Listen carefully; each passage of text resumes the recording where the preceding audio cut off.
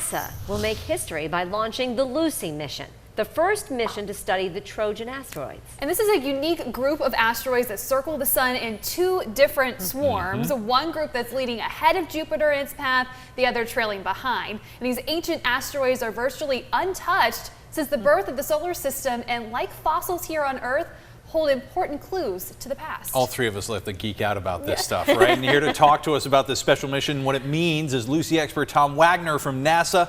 Tom, good morning. Thanks for joining us. Good morning. Good morning. Hey, my pleasure. Exciting day for NASA. Absolutely. Oh, for sure. So Lucy will be visiting an unprecedented 8 asteroids, correct? So what are some of the challenges of actually sending a spacecraft like this to those different locations?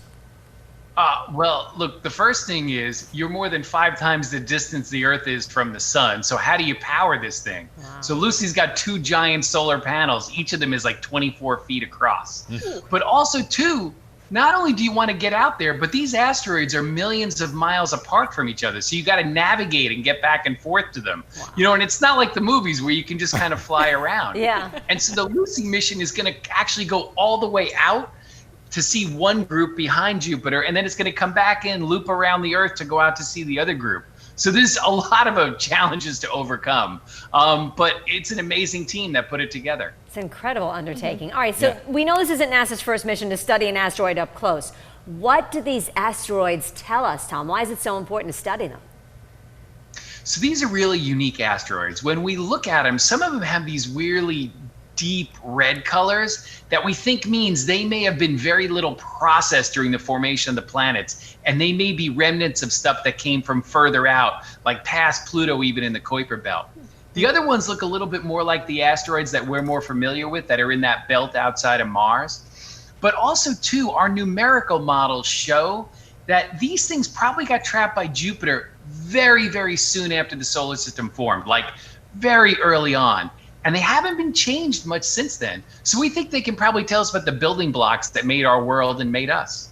And speaking of that, Tom, this is going to tell us a lot potentially about how the solar system was formed, because they haven't moved much, they have been untouched. But why is it important here on Earth that we are studying these asteroids? And what can that tell us about what happened here? You know, kind of 3 big reasons. We're always trying to understand how the Earth formed and what it was made of. Like, for example, did things like the oceans come later on from comets, or were they there all along? How did the planet form? What was our history? Second thing is we want to know what those basic building blocks are so we can figure out where life came from, which is an active question for us.